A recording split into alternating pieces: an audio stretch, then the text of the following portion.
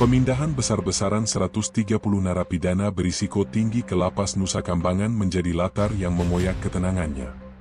Nama, Ammar Zoni, tercantum di dalamnya, menjadikannya sorotan publik dan simbol kegagalan sistem pemasyarakatan yang timpang. Siapa dalang pemindahan yang terkesan dipaksakan ini? Sebelum kita lanjut ceritanya, jangan lupa ya like dan subscribe channel Saka Bercerita. Jangan lupa menulis asal daerah kalian di kolom komen, supaya kita lebih kenal dan dekat. Silakan duduk yang nyaman karena ceritanya baru dimulai. Let's go! Nama saya John Matias. Saya seorang pengacara. Bukan pengacara panggung, bukan pula pemburu kamera. Saya terbiasa bekerja dalam senyap, di antara tumpukan berkas, pasal-pasal kaku, dan keputusan negara yang seringkali tidak memberi ruang bagi rasa manusia. Saya tidak pernah bercita-cita membela figur publik. Hidup membawa saya ke titik itu secara perlahan, nyaris tanpa saya sadari. Hingga akhirnya, satu nama tercantum di meja kerja saya. Nama yang membuat setiap keputusan hukum terasa lebih berat dari biasanya. Ammar Zoni. Saya menulis penjelasan ini bukan untuk membela kesalahan. Saya juga tidak sedang mengajukan pembenaran.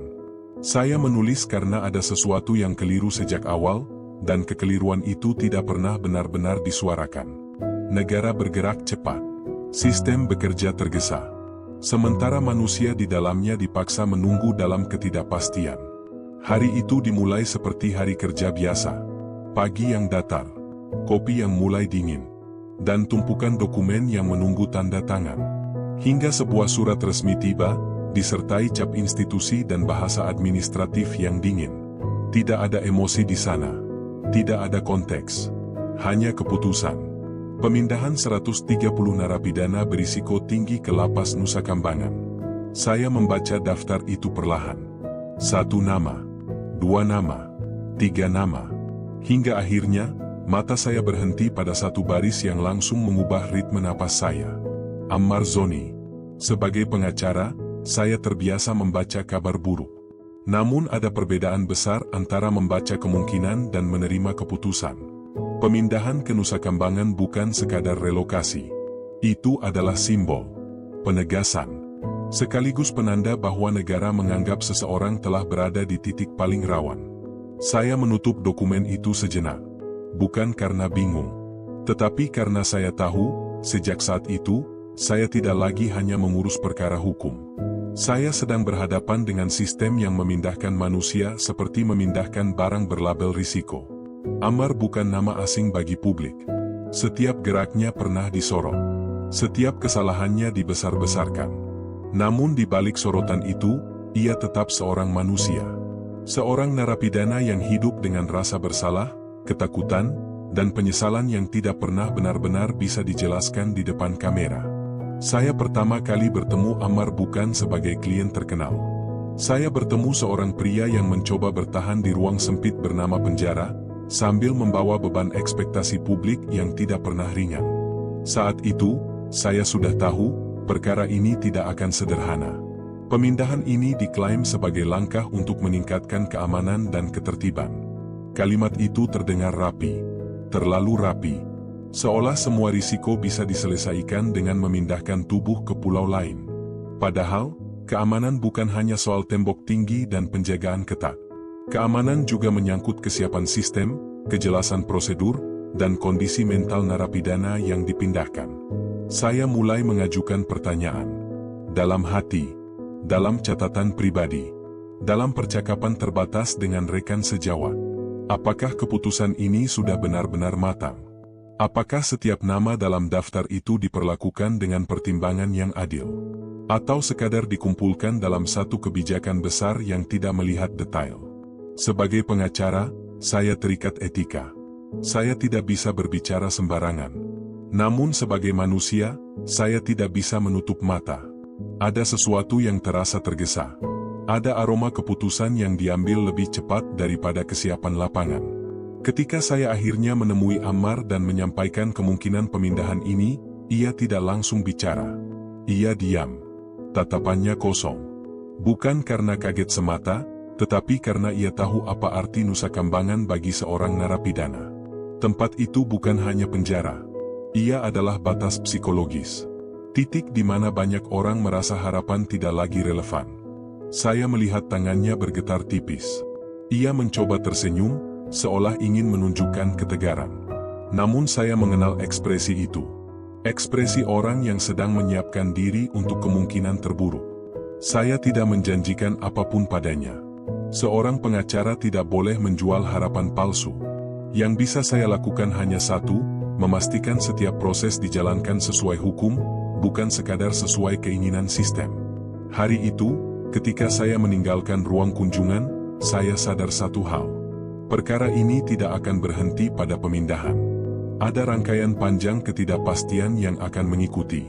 Dan saya, suka atau tidak, berada di tengah pusaran itu. Saya tidak tahu saat itu bahwa keputusan ini akan ditunda. Saya tidak tahu akan ada kekacauan administratif. Saya hanya tahu, hari itu, negara telah memindahkan 130 nama di atas kertas. Namun belum tentu memikirkan 130 jiwa di baliknya. Dan sejak saat itu, saya mulai menulis. Bukan untuk melawan, tetapi untuk menjelaskan. Karena ada kebenaran yang terlalu sunyi jika hanya disimpan dalam berkas hukum. Sejak hari itu, saya mulai memahami satu kenyataan yang sering diabaikan oleh sistem. Tidak semua narapidana diperlakukan sebagai manusia utuh. Beberapa di antaranya lebih dulu dikurung oleh label, jauh sebelum pintu sel tertutup rapat. Ammar Zoni adalah salah satunya. Namanya hidup di luar tembok penjara. Ia beredar di layar televisi, di percakapan warung kopi, di lini masa media sosial. Publik merasa mengenalnya, padahal yang mereka tahu hanyalah potongan. Kesalahan. Judul besar. Potret wajah yang dibekukan oleh kamera. Sebagai pengacara, saya terbiasa memisahkan antara opini dan fakta. Namun perkara Ammar tidak pernah berjalan di ruang steril. Setiap proses hukum yang menyertainya selalu ditemani sorotan, prasangka, dan tekanan tak kasat mata. Ia bukan lagi sekadar narapidana. Ia telah menjadi simbol, entah sebagai peringatan atau sebagai tontonan. Ketika namanya tercantum dalam daftar pemindahan itu, saya tahu, pertimbangannya tidak hanya soal risiko keamanan. Ada beban lain yang menempel. Beban reputasi. Beban popularitas. Beban ekspektasi publik yang seringkali kejam dan tidak sabar. Saya mengunjungi Ammar beberapa hari setelah kabar pemindahan beredar lebih luas. Wajahnya tampak lebih tenang dibandingkan pertemuan sebelumnya, tetapi ketenangan itu rapuh. Ia berbicara dengan suara rendah, seolah takut setiap kata memiliki konsekuensi lebih besar dari maknanya. Ia bertanya kepada saya, bukan tentang prosedur, bukan tentang pasal. Ia bertanya tentang satu hal sederhana. Apakah di sana ia masih akan diperlakukan sebagai manusia? Pertanyaan itu menghantam saya lebih keras daripada berkas perkara manapun. Saya tidak segera menjawab. Bukan karena tidak tahu, melainkan karena saya sadar, sistem hukum tidak pernah memberikan jaminan soal martabat. Ia hanya menjanjikan proses. Saya menjelaskan sebatas yang bisa saya jelaskan.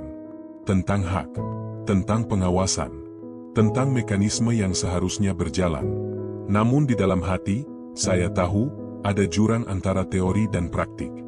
Dan jurang itu seringkali menelan orang-orang yang tidak punya suara. Ammar mendengarkan tanpa menyela. Sesekali ia mengangguk. Sesekali ia menarik napas panjang. Saya melihat jelas bagaimana pikirannya bekerja, mencoba menata ulang harapan agar tidak terlalu tinggi, agar tidak jatuh terlalu keras.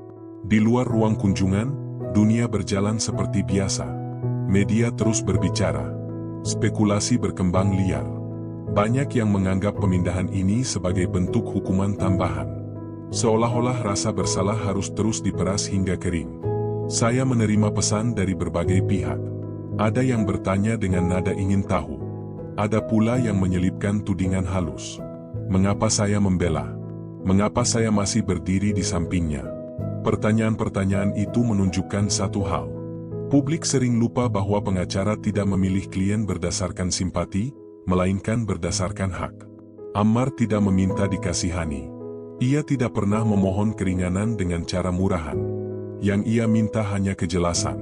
kejelasan tentang kemana ia akan dibawa, tentang bagaimana hari-harinya akan dijalani, tentang apakah ia masih punya ruang untuk memperbaiki diri. Saya semakin yakin bahwa masalah utama bukan pada pemindahan itu sendiri. Masalahnya terletak pada cara keputusan disampaikan.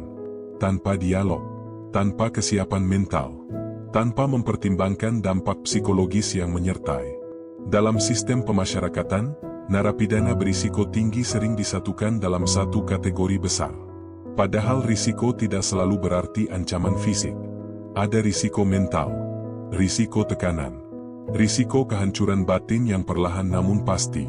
Ammar berada di persimpangan itu. Ia cukup dikenal untuk diawasi ketat, namun cukup rapuh untuk hancur jika diperlakukan tanpa empati. Kombinasi yang berbahaya jika tidak ditangani dengan hati-hati. Saya mulai menyadari bahwa perkara ini akan berkembang melampaui ruang sidang. Ini bukan hanya tentang klien saya.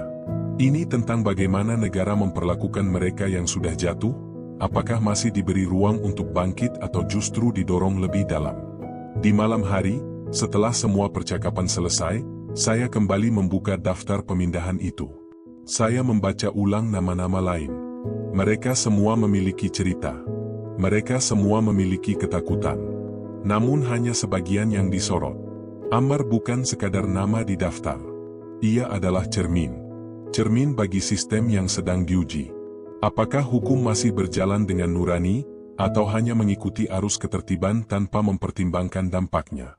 Dan di titik itulah saya mulai merasakan tekanan yang sebenarnya.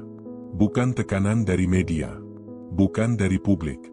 Tetapi dari kesadaran bahwa saya sedang menyaksikan sebuah proses yang berpotensi melukai lebih banyak hal daripada yang diperbaiki.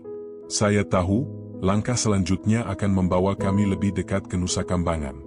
Atau setidaknya, ke bayangan tentang tempat itu. Dan bayangan itu mulai tumbuh, menebal, menunggu waktunya menjatuhkan ketakutan yang lebih dalam.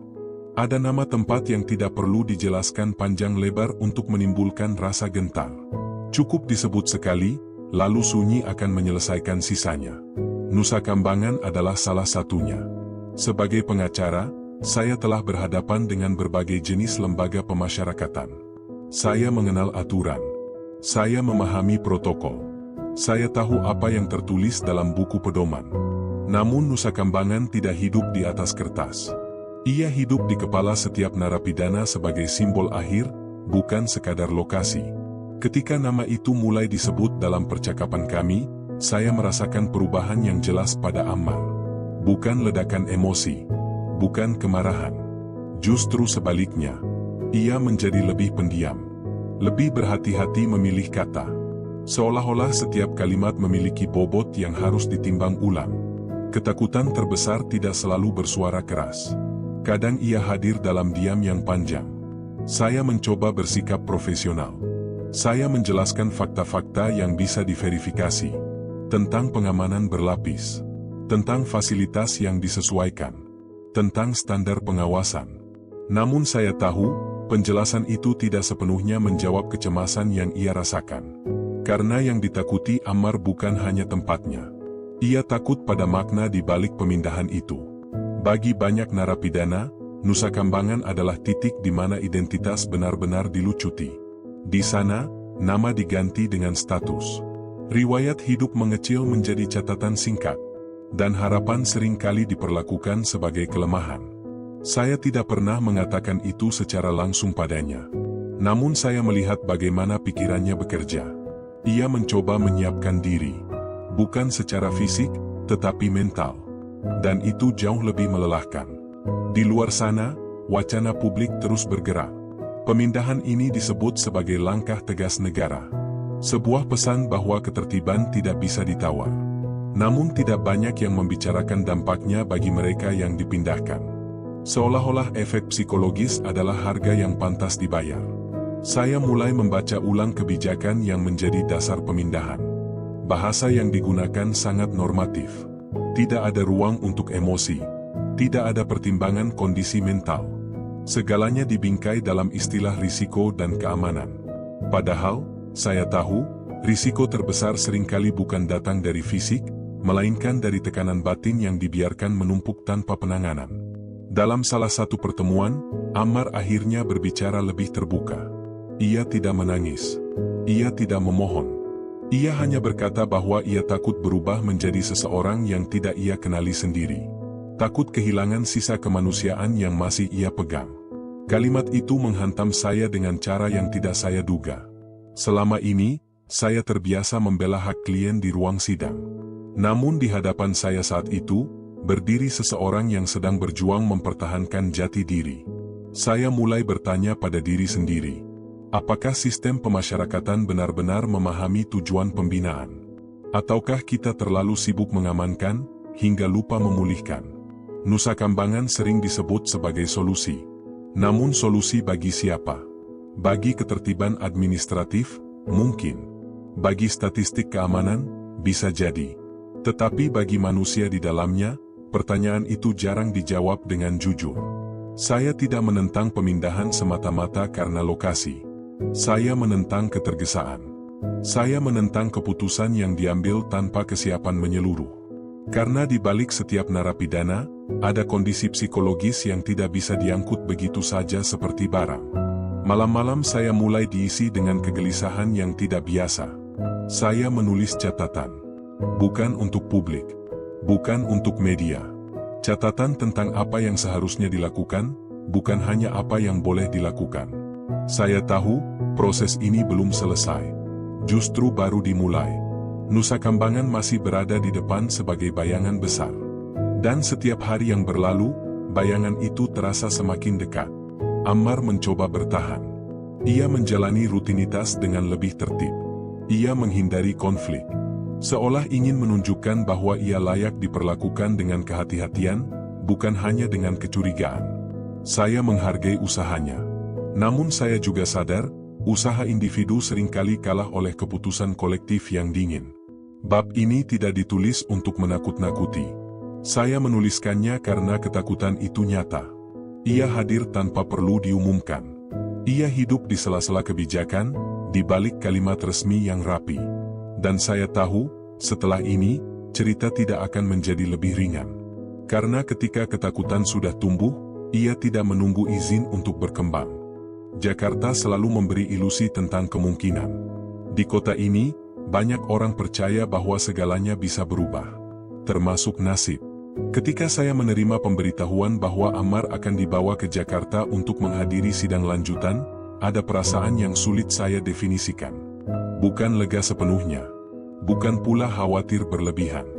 Lebih tepat disebut sebagai harapan yang berdiri di atas tanah rapuh. Sidang selalu menjadi ruang paling jujur dalam sistem hukum. Di sana, kata-kata diuji. Argumen dibenturkan. Fakta dipertontonkan tanpa bisa sepenuhnya disembunyikan.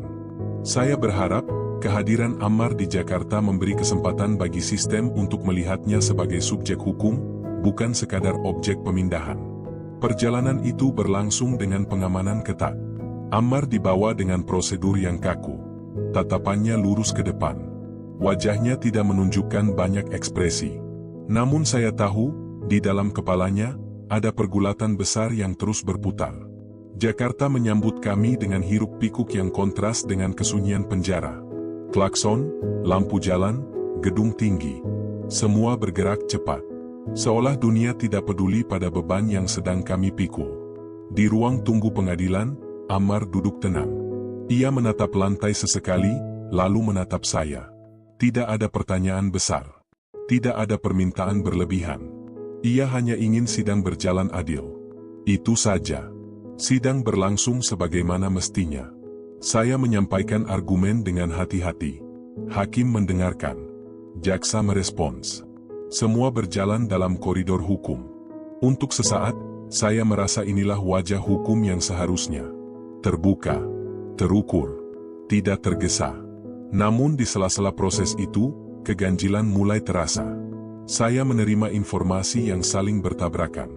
Dari satu pihak, pemindahan ke Nusa Kambangan disebut tetap berjalan. Dari pihak lain, ada sinyal peninjauan ulang. Tidak ada pernyataan resmi. Tidak ada kejelasan tertulis. Hanya desas-desus yang beredar di antara pejabat dan petugas. Ketidakpastian itu lebih melelahkan daripada keputusan tegas. Karena ia menggantung. Ia membiarkan pikiran bekerja tanpa henti. Ia menciptakan ruang kosong yang diisi oleh kekhawatiran. Ammar merasakan itu. Saya melihatnya dari cara ia bertanya dengan nada hati-hati. Bukan lagi tentang apakah ia akan dipindahkan, tetapi kapan. Dan pertanyaan tentang waktu selalu lebih menyakitkan daripada pertanyaan tentang tempat. Media mulai berdatangan. Kamera menunggu. Judul-judul spekulatif bermunculan. Banyak yang menulis seolah keputusan sudah final. Seolah Nusa Kambangan adalah kepastian yang tinggal menunggu hari. Saya memilih diam. Bukan karena takut. Tetapi karena saya tahu, setiap pernyataan bisa memperkeruh keadaan. Sistem hukum tidak bekerja dengan baik ketika tekanan publik terlalu besar. Di malam hari, setelah sidang usai, saya duduk sendirian membaca ulang dokumen-dokumen yang ada. Saya mencari kepastian administratif. Tanggal, dasar hukum, rantai komando. Namun semakin saya membaca, semakin saya menyadari satu hal. Banyak hal belum beres. Ada prosedur yang belum rampung. Ada koordinasi yang belum sinkron. Ada aspek keamanan yang masih diperdebatkan. Pemindahan ini ternyata tidak sesederhana memindahkan tahanan dari satu titik ke titik lain.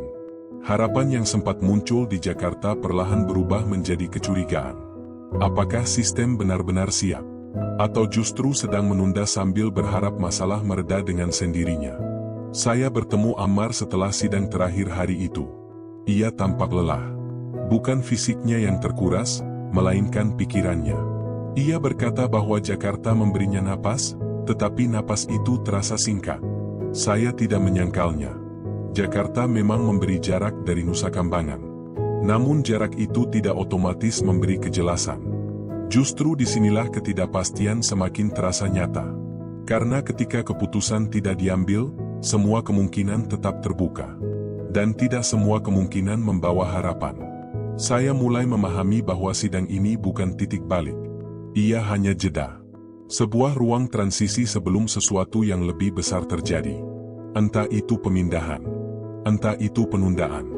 Entah itu kekacauan administratif yang belum sepenuhnya terlihat. Saat Ammar dibawa kembali ke tempat penahanan sementara, saya berdiri memandang punggungnya menjauh. Saya tahu, setelah ini, tekanan akan meningkat. Pertanyaan akan bertambah. Dan bayangan Nusa Kambangan belum juga memudar. Jakarta, dengan segala gemerlapnya, hanya memberi ilusi bahwa segalanya bisa diselesaikan. Padahal, di balik gedung pengadilan yang megah, ada sistem yang sedang ragu melangkah. Dan keraguan itu, cepat atau lambat, akan menuntut harga yang mahal. Ada satu hal yang lebih melelahkan daripada vonis. Penantian tanpa kepastian. Menjelang pergantian tahun, isu pemindahan Ammar kembali menguat. Percakapan di luar penjara dipenuhi dugaan. Di dalam, ketegangan tumbuh tanpa suara. Semua orang menunggu sesuatu yang tidak pernah diumumkan secara resmi. Tahun baru seharusnya menjadi penanda. Bagi sebagian orang, ia adalah harapan. Bagi narapidana, ia sekadar garis waktu yang membagi hari-hari yang terasa serupa. Namun bagi Ammar, momen itu berubah menjadi ancaman psikologis yang menggantung. Ia mendengar kabar dari berbagai arah. Dari petugas. Dari sesama penghuni. Dari potongan berita yang sampai ke dalam. Tidak ada satupun yang utuh. Semuanya sepotong-sepotong. Dan potongan itulah yang seringkali melukai paling dalam. Saya menerima lebih banyak pesan dibandingkan hari-hari sebelumnya. Media bertanya dengan nada yakin.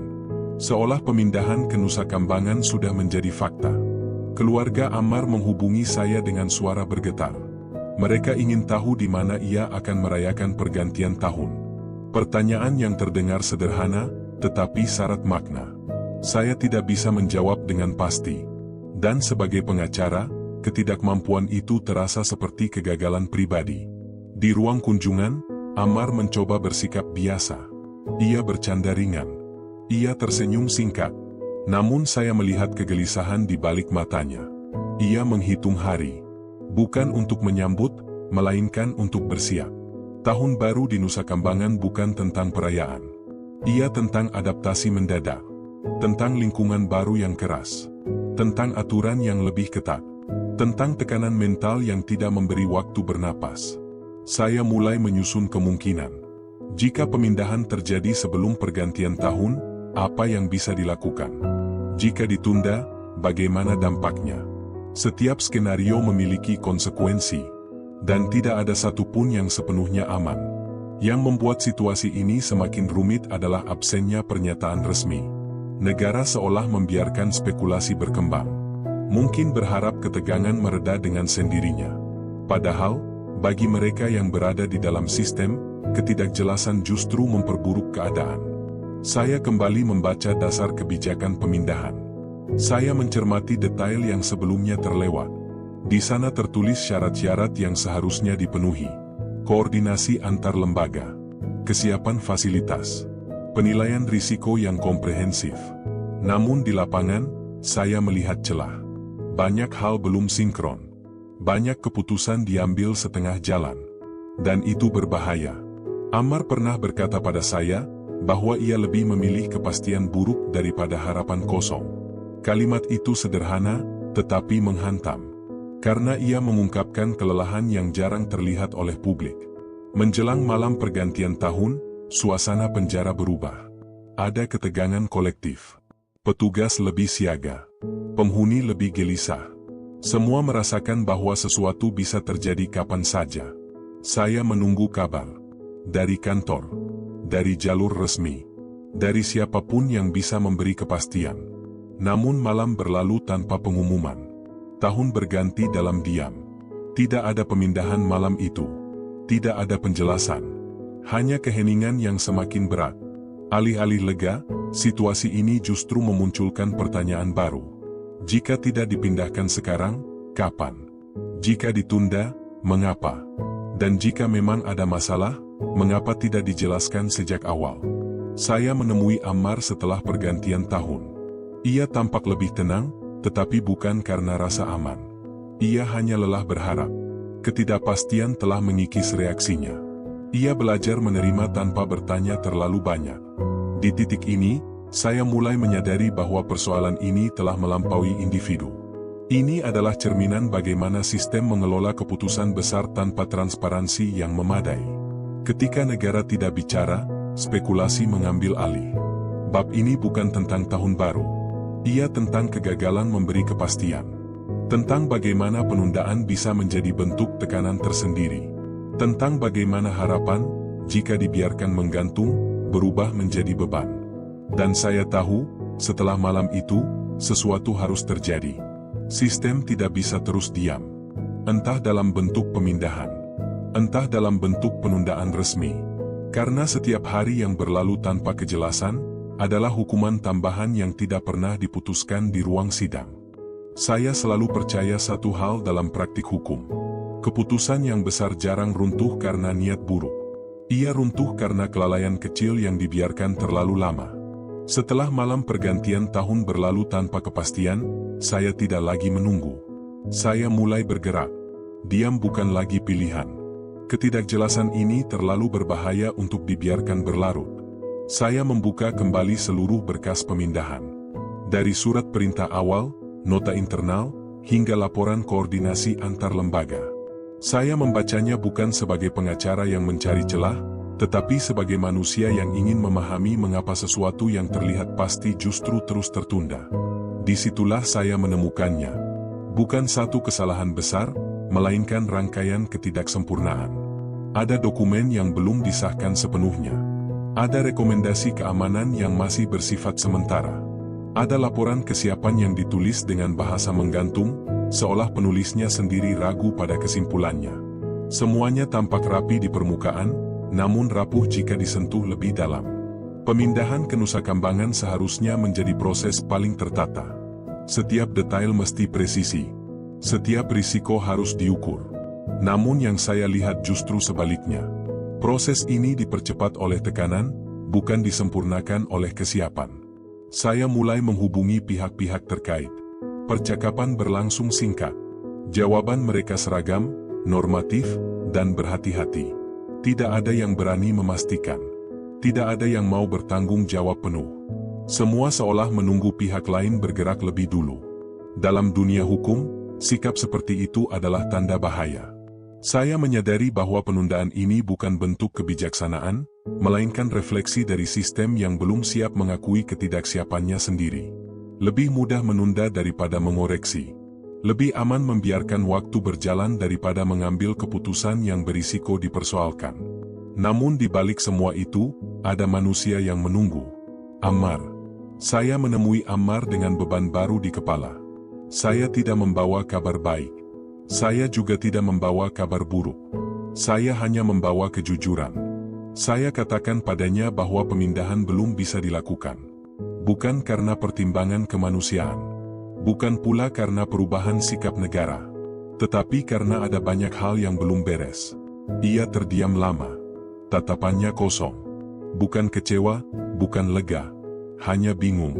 Ketidakpastian telah mencapai titik di mana emosi tidak lagi mudah diidentifikasi. Ia bertanya satu hal yang membuat dada saya terasa sesak. Apakah saya akan dipindahkan, atau hanya dibiarkan menunggu sampai saya terbiasa dengan ketakutan ini? Saya tidak bisa menjawab dengan pasti. Sebagai pengacara, saya diajarkan untuk percaya pada prosedur. Namun hari itu, saya dipaksa mengakui bahwa prosedur tidak selalu berjalan seideal teori. Ada kepentingan, ada tekanan, ada ketakutan institusional untuk salah langkah. Pemindahan ini telah berubah dari kebijakan keamanan menjadi ujian integritas sistem. Setiap hari tanpa keputusan memperlihatkan retakan yang semakin jelas. Dan semakin lama dibiarkan, semakin sulit untuk diperbaiki tanpa menimbulkan kegaduhan. Saya mulai menulis penjelasan resmi. Bukan untuk dibacakan di depan kamera. Bukan untuk memancing simpati. Penjelasan itu saya susun sebagai catatan hukum, sekaligus pengingat bahwa ada proses yang harus dihormati. Namun semakin saya menulis, semakin saya menyadari satu hal yang mengganggu. Negara terlihat ragu pada keputusannya sendiri. Dan keraguan itu menciptakan ruang abu-abu yang berbahaya. Ammar berada tepat di tengah ruang itu. Ia tidak tahu apakah harus bersiap secara mental untuk Nusa Kambangan, atau mempertahankan rutinitas yang sudah rapuh. Ia hidup dalam kondisi siaga yang tidak pernah benar-benar berakhir. Dan kondisi seperti itu, saya tahu, dapat menghancurkan seseorang perlahan tanpa suara. Saya marah. Bukan pada individu. Bukan pada petugas di lapangan. Saya marah pada sistem yang menuntut ketertiban, tetapi gagal memberi kejelasan. Sistem yang bicara soal keamanan, namun mengabaikan stabilitas psikologis. Dokumen-dokumen itu kembali saya susun rapi.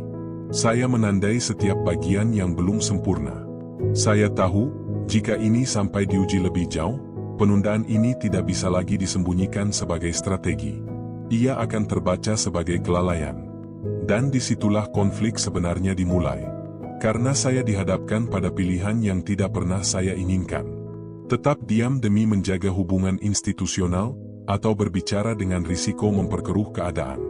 Pilihan itu tidak hanya berdampak pada karir saya, tetapi pada keselamatan mental klien saya. Saya tidak tidur nyenyak malam itu.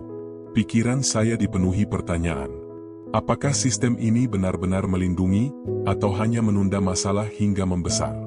Apakah pemindahan ini akan terjadi dengan persiapan matang, atau sekadar dilaksanakan demi menyelamatkan wajah? Bab ini adalah titik di mana saya berhenti berpura-pura bahwa semuanya masih terkendali. Karena kenyataannya, situasi sudah melampaui batas aman. Dokumen yang tidak sempurna telah membuka kebenaran yang tidak ingin diakui siapapun. Bahwa penundaan ini bukan solusi. Ia adalah tanda bahwa sistem sedang goyah. Dan saya tahu, setelah ini, tekanan tidak akan menurun. Ia justru akan meledak. Saya baru memahami arti sesungguhnya dari kata menghancurkan, bukan ketika vonis dijatuhkan, melainkan ketika keputusan tidak pernah benar-benar diambil. Penundaan adalah bentuk kekerasan yang paling halus. Ia tidak memukul. Ia tidak berteriak.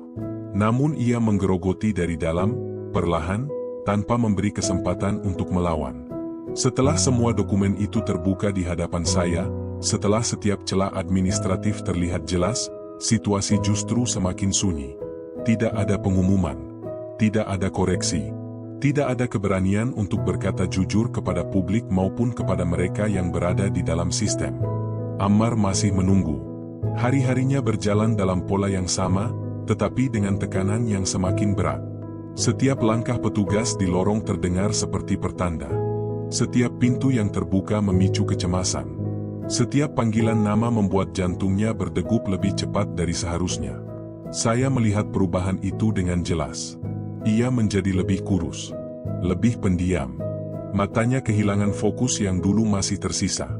Bukan karena ia menyerah, melainkan karena ia kelelahan menghadapi ketidakpastian yang tidak pernah diberi batas waktu. Dalam satu pertemuan, ia tidak langsung berbicara.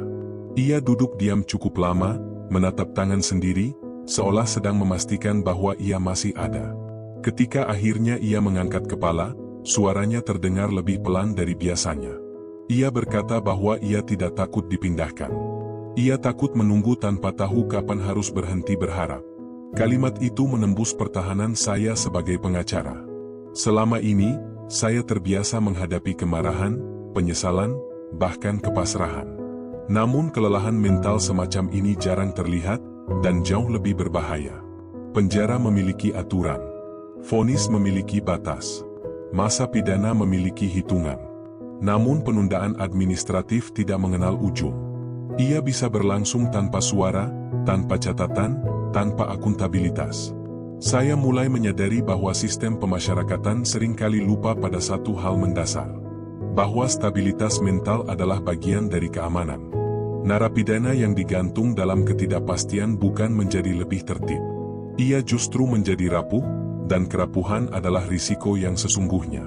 Ammar tidak pernah membuat keributan. Ia tidak melawan. Ia menjalani hari-harinya dengan kepatuhan yang nyaris berlebihan. Namun justru disitulah saya melihat bahaya. Kepatuhan yang lahir dari kelelahan bukan tanda ketertiban. Ia tanda bahwa seseorang mulai mematikan dirinya sendiri agar bisa bertahan. Saya mencoba mendorong klarifikasi melalui jalur resmi. Saya menyusun surat. Saya menyampaikan catatan hukum. Saya menegaskan bahwa penundaan ini memiliki dampak nyata. Namun respons yang saya terima tetap sama. Normatif. Hati-hati. Menghindar. Tidak ada yang ingin menjadi pihak yang salah. Tidak ada yang ingin menanggung risiko keputusan. Sementara itu, Ammar menanggung semuanya sendirian. Ia mulai bermimpi buruk. Tidurnya tidak nyenyak. Pikirannya terus bekerja bahkan ketika tubuhnya berhenti bergerak. Ia mengatakan bahwa pikirannya terasa lebih sempit daripada sel yang ia tempati. Saya mendengarkan semua itu dengan perasaan bersalah yang sulit dijelaskan. Karena saya tahu, sejak apapun saya berusaha, saya tetap berada di luar. Saya bisa pulang. Saya bisa menutup pintu. Ia tidak. Di titik ini, penundaan telah berubah menjadi hukuman tambahan yang tidak pernah dibacakan hakim. Hukuman yang tidak tercatat dalam putusan. Hukuman yang tidak bisa diajukan banding. Saya marah, tetapi kemarahan itu tidak menemukan sasaran yang jelas. Sistem ini terlalu besar untuk disalahkan pada satu wajah.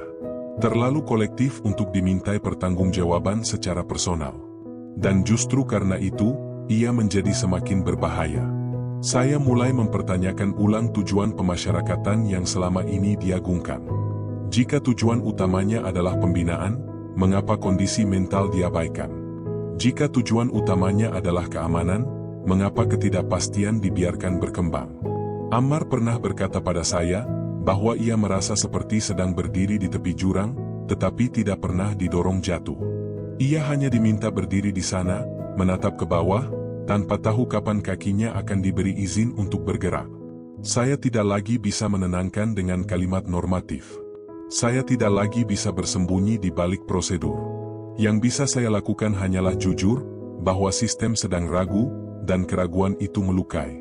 Bab ini adalah titik di mana saya sadar, bahwa persoalan ini telah mencapai puncak emosionalnya. Bukan ledakan. Bukan kekacauan. Melainkan tekanan sunyi yang terus menekan dari segala arah. Jika keputusan tidak segera diambil, maka sesuatu akan runtuh. Entah mental Ammar, entah kepercayaan pada sistem, atau keduanya sekaligus. Dan di tengah semua itu, saya mulai mendengar bisikan yang semakin kuat. Bahwa penundaan ini tidak akan bisa dipertahankan lebih lama. Bahwa cepat atau lambat, negara harus memilih. Bergerak, atau mengakui kegagalannya sendiri. Keputusan itu akhirnya datang bukan dengan gemuruh, melainkan dengan nada datar yang nyaris tidak bernyawa. Tidak ada konferensi pers. Tidak ada pernyataan panjang. Hanya satu kalimat administratif yang dibaca berulang kali agar terdengar sah. Pemindahan Ammar Zoni ke Nusa Kambangan ditunda. Saya membaca kalimat itu tanpa segera bereaksi. Bukan karena terkejut, melainkan karena saya sudah terlalu lama hidup di antara kemungkinan. Kata ditunda tidak memberi rasa lega. Ia hanya menegaskan satu hal. Negara akhirnya mengakui bahwa ada sesuatu yang tidak beres. Namun pengakuan itu datang terlambat, dan dengan cara yang setengah hati. Keputusan tersebut tidak menyebutkan batas waktu. Tidak menyertakan penjelasan rinci. Tidak pula mengurai tanggung jawab. Ia berdiri sendiri, dingin, seperti stempel yang dijatuhkan tanpa suara. Saya tahu, kalimat itu akan mengguncang banyak pihak. Media, publik, bahkan petugas di lapangan. Karena selama ini, narasi yang dibangun adalah kepastian. Bahwa pemindahan akan dilakukan. Bahwa Nusa Kambangan sudah di depan mata. Dan tiba-tiba, semuanya berhenti. Bukan karena belas kasihan. Bukan karena perubahan sikap. Melainkan karena sistem belum siap menanggung konsekuensi keputusannya sendiri. Saya menemui Ammar tidak lama setelah keputusan itu beredar. Saya membawa wajah yang berusaha netral. Saya tidak ingin ia membaca harapan berlebihan dari ekspresi saya. Karena saya tahu, keputusan ini bukan akhir dari apapun. Ketika saya menyampaikan bahwa pemindahan ditunda, ia tidak langsung bereaksi. Ia hanya menatap saya lama. Tatapan yang tidak meminta penjelasan. Tatapan yang seolah bertanya, apakah ini sungguh-sungguh? Atau hanya jeda sebelum luka berikutnya. Ia menarik napas perlahan. Bahunya sedikit turun. Bukan tanda lega. Lebih seperti tubuh yang akhirnya berhenti menahan sesuatu yang terlalu lama dipikul. Ia bertanya satu hal, dengan suara yang nyaris tidak terdengar. Apakah ini berarti saya aman? Saya tidak menjawab ya. Saya juga tidak menjawab tidak. Saya katakan bahwa ia belum dipindahkan. Bahwa keputusan ini membuka ruang untuk evaluasi. Bahwa alasan yang disebutkan berkaitan dengan kesiapan administratif dan keamanan. Kalimat-kalimat yang terdengar rapi, tetapi kosong bagi seseorang yang sudah terlalu lama hidup dalam ketidakpastian. Ammar tersenyum singkat. Senyum yang aneh. Bukan senyum bahagia. Bukan pula senyum pahit. Ia seperti seseorang yang baru saja lolos dari tepi jurang, tetapi masih merasakan tanah di bawah kakinya bergetar. Di luar sana, reaksi datang bertubi-tubi. Banyak yang terkejut. Banyak yang mencibir. Ada yang menyebut penundaan ini sebagai drama. Ada pula yang menuduh adanya perlakuan khusus. Semua berasumsi. Tidak banyak yang mau memahami. Saya menerima panggilan demi panggilan. Pertanyaan yang sama diulang dengan nada berbeda. Mengapa ditunda? Sampai kapan? Apakah ini bentuk kelemahan negara? Saya menjawab secukupnya. Karena saya tahu, masalah sebenarnya tidak akan selesai hanya dengan menjelaskan permukaan. Penundaan ini membuka kenyataan yang selama ini disembunyikan. Bahwa sistem pemasyarakatan tidak selalu sekuat yang digambarkan. Bahwa di balik jargon keamanan, ada prosedur yang belum matang. Bahwa keputusan besar bisa diambil sebelum kesiapan benar-benar teruji. Saya membaca ulang alasan resmi penundaan itu. Masalah administratif. Risiko keamanan yang belum terselesaikan. Koordinasi yang belum optimal. Semua itu mengonfirmasi apa yang sudah saya temukan sejak awal. Namun yang tidak tertulis adalah dampaknya. Tidak ada satupun kalimat yang menyinggung kondisi mental narapidana. Tidak ada pengakuan bahwa penundaan ini telah menekan seseorang hingga batas kemampuannya. Ammar kembali ke rutinitasnya dengan sikap berbeda. Ia tidak lagi bersiap untuk dipindahkan. Ia juga tidak sepenuhnya merasa aman. Ia berada di ruang antara, tempat di mana seseorang belajar hidup dengan kewaspadaan permanen. Saya memperhatikan caranya berbicara mulai berubah. Lebih pelan. Lebih berhitung. Ia seperti seseorang yang telah belajar bahwa berharap terlalu tinggi hanya akan mempercepat kejatuhan. Sebagai pengacara, saya seharusnya merasa puas. Klien saya tidak dipindahkan. Ancaman terdekat mereda. Namun yang saya rasakan justru kegelisahan yang lebih dalam. Karena keputusan ini bukan solusi. Ia hanya penundaan yang dilegalkan. Saya mulai menyusun kembali semua catatan. Saya tahu, cerita ini belum selesai. Penundaan ini akan menimbulkan pertanyaan baru. Tentang akuntabilitas. Tentang standar kesiapan. Tentang siapa yang seharusnya bertanggung jawab ketika keputusan besar hampir dijalankan tanpa fondasi kokoh. Bab ini adalah titik balik. Bukan karena semuanya membaik, melainkan karena kebenaran mulai terlihat. Bahwa sistem bisa ragu, bahwa negara bisa mundur, bahwa keputusan yang dianggap final ternyata rapuh. Ammar selamat dari pemindahan.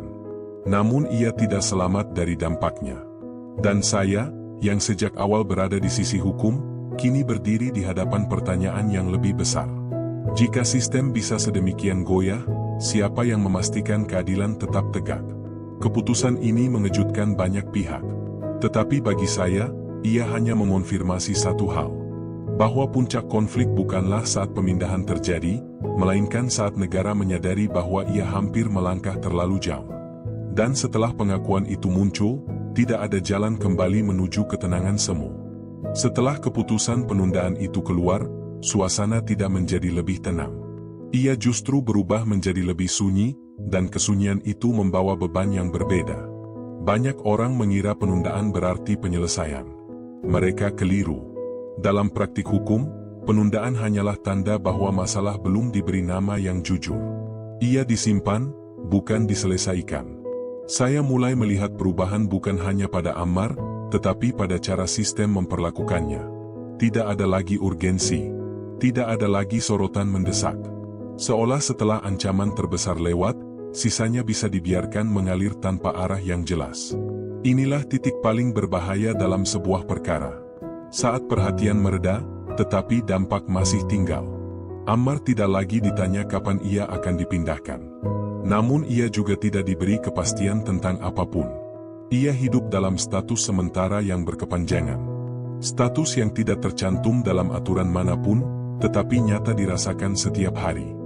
Saya mengamati caranya berjalan, berbicara, menanggapi keadaan. Ia menjadi lebih hati-hati dari sebelumnya. Seolah setiap keputusan kecil bisa mengundang risiko baru. Ia belajar bertahan dengan cara yang sunyi, dan itu membuat saya khawatir. Karena sistem pemasyarakatan seringkali gagal memahami satu hal. Bahwa manusia yang terlalu lama berada dalam mode bertahan, akan kehilangan kemampuan untuk membangun kembali dirinya. Saya mulai menyusun refleksi, bukan sebagai pengacara pembela, tetapi sebagai saksi dari proses yang timpang. Negara sering berbicara tentang ketertiban, tentang keamanan, tentang stabilitas. Namun di mana posisi manusia dalam semua itu? Dalam setiap rapat, setiap dokumen, setiap kebijakan, manusia sering diperkecil menjadi data, risiko, kategori. Padahal, di balik istilah-istilah itu, ada pikiran yang bisa runtuh, ada emosi yang bisa pecah, ada jiwa yang bisa hilang tanpa pernah tercatat. Saya tidak menuntut sistem menjadi lembut. Saya hanya menuntutnya menjadi jujur. Jika pemindahan memang perlu, katakan dengan jelas dan siapkan dengan sungguh-sungguh. Jika tidak siap, akui tanpa menggantungkan nasib seseorang dalam ketidakpastian. Ketegasan jauh lebih manusiawi daripada keraguan yang berkepanjangan. Ammar pernah berkata bahwa ia merasa menjadi bagian dari eksperimen yang tidak pernah diumumkan. Sistem mengujinya, menekannya, lalu menarik kembali keputusan tanpa meminta maaf. Ia tidak marah. Ia hanya merasa dipakai. Kalimat itu terus terngiang di kepala saya. Sebagai pengacara, saya berada di persimpangan antara loyalitas pada klien dan kejujuran pada realitas. Saya tidak bisa menutup mata terhadap fakta bahwa sistem ini tidak sepenuhnya siap menangani narapidana berisiko tinggi dengan pendekatan yang utuh. Risiko tidak hanya soal kekerasan. Risiko juga berarti keputusasaan. Risiko berarti tekanan mental yang tidak tertangani. Risiko berarti kehilangan arah hidup. Negara sering lupa bahwa penjara bukan ruang hampa. Ia adalah ekosistem rapuh yang bergantung pada keseimbangan. Ketika satu individu diguncang tanpa kejelasan, getarannya bisa menyebar kemana-mana. Saya mulai memahami bahwa penjelasan yang saya tulis ini tidak lagi hanya tentang Ammar. Ia tentang presiden. Tentang bagaimana kebijakan besar dijalankan tanpa evaluasi menyeluruh. Tentang bagaimana keputusan bisa diambil, lalu ditarik, tanpa pernah mengukur luka yang ditinggalkan. Banyak pihak merasa lega karena pemindahan tidak jadi dilakukan. Mereka melihatnya sebagai kemenangan kecil. Namun saya tidak bisa ikut merayakan. Karena saya melihat harga yang sudah dibayar sebelum keputusan itu dibatalkan. Ammar kehilangan rasa aman. Keluarganya kehilangan ketenangan. Dan sistem kehilangan sebagian kepercayaannya. Saya bertanya pada diri sendiri, apakah semua ini akan menjadi pelajaran? Atau hanya akan dilupakan ketika isu baru muncul? Pengalaman mengajarkan saya bahwa sistem jarang belajar dari luka yang tidak terlihat. Bab ini saya tulis dengan kesadaran penuh bahwa kritik seringkali dianggap ancaman. Namun diam jauh lebih berbahaya. Diam membuat kesalahan berulang tanpa koreksi.